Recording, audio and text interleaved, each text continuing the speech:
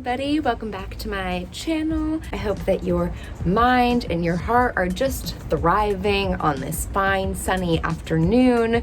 A few weeks ago I shared some of my plant care tips for you beginner plant owners out there, and today I thought it would be fun to go over the houseplants that I have and how to take care of them, since some of them are sort of cult favorite houseplants right now in the sort of world of at-home foliage. I don't know, they're just beautiful plants, so maybe you want to know how to take care of them.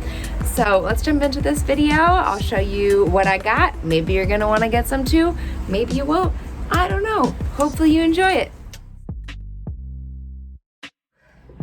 Oh, she's so large.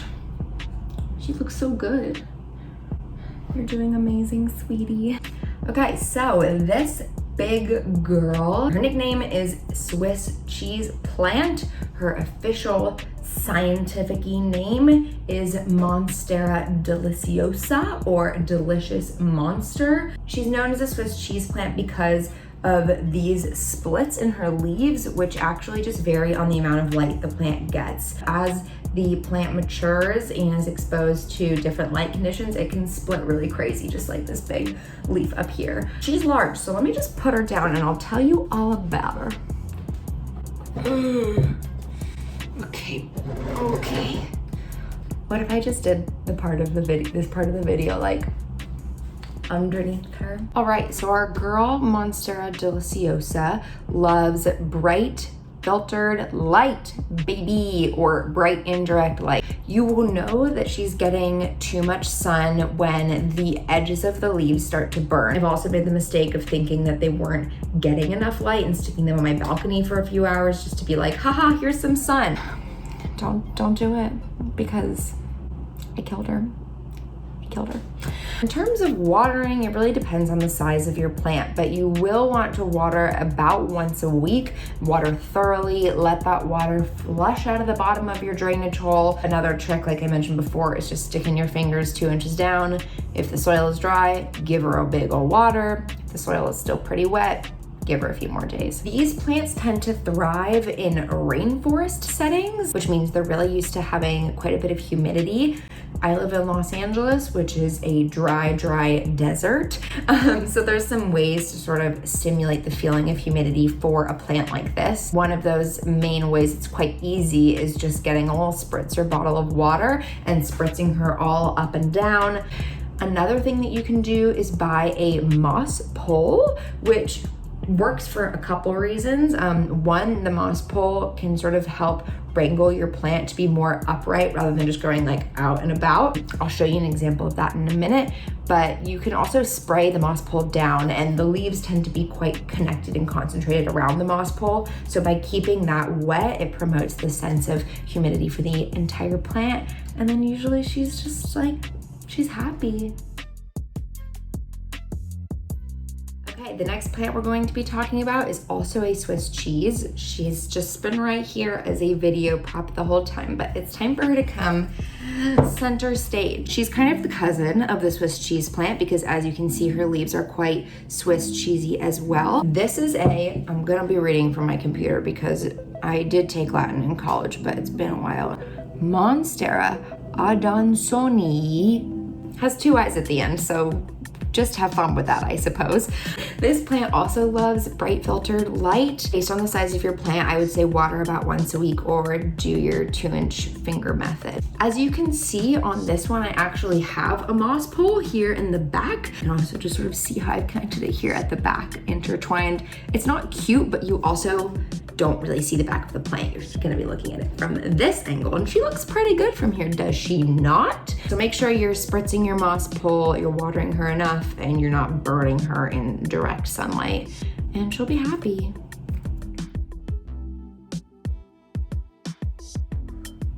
Alrighty, so this very leany, beautiful plant is a variegated rubber plant. Its official name is Ficus elastica tienke. Ficus elastica tienke. It's really beautiful. I have staked it so that it grows somewhat upright, but staking a plant is pretty nice because it does help your plant not like wobbly wop too much. Does anybody want to guess what kind of light the Ficus elastica tianque wants? Oh wait, it's not like I said it before or anything.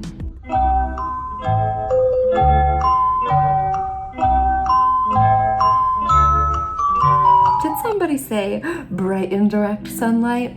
You're right. You want to water these really thoroughly. Again, if you have water gathering in your drainage hole, make sure that you toss out the extra water down in the saucer. Another thing that happens a lot with different ficuses is that their leaves can get really dusty. Sort of just depends on how much you clean your room, but plants just get dusty, trust me. So it's worth about once a month taking a wet cloth or even a banana peel as a sort of zero waste option and wipe the leaves down really gently. Make sure not to crack them, but just wipe them down, every single leaf. And you will notice that afterwards, the leaves have this incredible shine to them. Dusting the leaves is not only important for that sort of aesthetic quality, but also because dust is a buildup that prevents the leaves from actually experiencing full photosynthesis. So if your leaves are cleared off, that chlorophyll can thrive or whatever. Am I a scientist? Do I look like a scientist? No. Ficuses are also incredibly sensitive to change, which I really relate to. So you'll make sure if you have a ficus, try to keep them in the same place. They don't really love changes in temperature. They don't really love movement, changes in light, things like that. Make sure you're not placing them by an AC vent or a doorway that's drafty because they'll be experiencing a fluctuation in temperature and they may not thrive as much as they could be. So, yeah. So the next plant we'll be speaking about is a fiddleleaf fig or a Ficus lyrata, if you are fancy. Mine's quite large. She's not really a tree, but she is very tall and she's very heavy. So I have brought for you a sample leaf that I have as a propagated cutting, just to remind you what she's like. When they grow, it's very impressive. A new leaf on a plant with leaves this size feels just so significant and exciting to me. Fiddleleafs love bright indirect sunlight, but some do grow outdoors. I've seen actual trees in my neighborhood of Ficus lyrata just growing and growing. This one you'll want to wait to water until the soil is about halfway dry. This could be a good one where you want to use a moisture meter or really track when you're watering it, because although it can be a very large plant, it's still easy to overwater, and you definitely don't want root rot on a plant as large as a Ficus lyrata, because that's just sort of a big loss. I don't know about you guys, but I definitely started out buying smaller, 4 to 6 inch plants because I was worried that if I killed them, at least they would have been smaller and cheaper and like lower stakes in general. But clearly it shows where I'm at on my plant care journey, that I have a large and in charge Ficus lyrata, and she's not dead yet. In fact, she was healthy enough for me to cut off one of her leaves and just stick it in here, so that's cool. Maybe I'll pot this soon and I'll have a little baby. So our next plant that we'll be chatting about has the nickname of a Chinese money plant or a friendship plant, but the official name is Paelia peperomioda. Yes. Paelia peperomioda.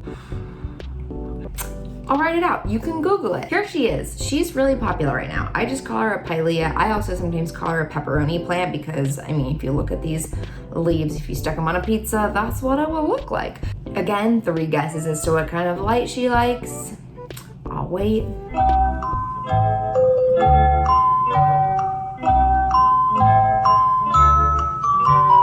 Yeah, So she likes bright, indirect light. You'll want to water her when the soil is about 2/3 dry. This one, at least for me, the soil really lightens up in color when it needs a watering. Another good tip with this one is that you'll want to rotate it a few times a week to promote even growth. As you'll see, I haven't done that because if you look at it at the back, there's really nothing coming out on this entire side of the stem, and it definitely looks better from this angle. These are known as a friendship plant because you can actually just take a sharp blade and cut off one of the leaves, place it in soil or propagate it in water, and have a new little baby plant to give to a friend. I have one of these that actually came from a cutting from a friend, and it's just exciting to know that it came from a big old mama plant and it's living all around Los Angeles in these like baby plantlet forms. A lot of plants can be propagated easily, but this one in particular definitely is a friendship plant in that regard.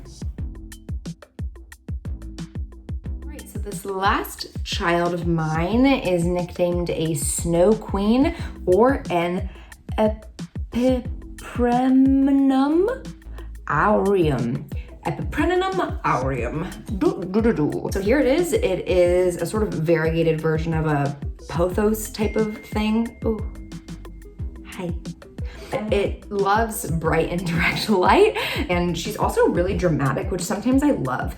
And by that I mean when she needs water, she will just like droop, like she will just go away. She will be lying down in the pot essentially. But once you water it, she pops right up. And so I kind of love that she lives her life with that amount of drama because it just tells me exactly what she needs. And so she can either be a good hanging plant, or it does also grow aerial roots. So if you get a moss pole, you can encourage growth upwards. And she's called Snow Queen because of all these sort of like lighter leaves that God, I'm so popular. She has these really beautiful leaves, and the variegation is based on the amount of light that she's getting in your bedroom. Oh my God, so many texts.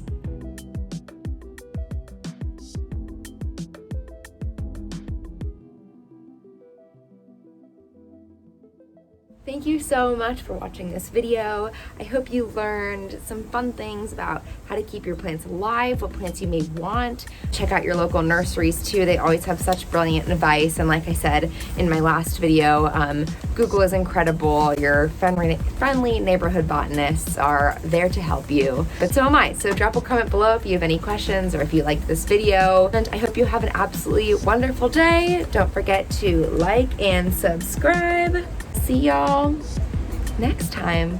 Bye.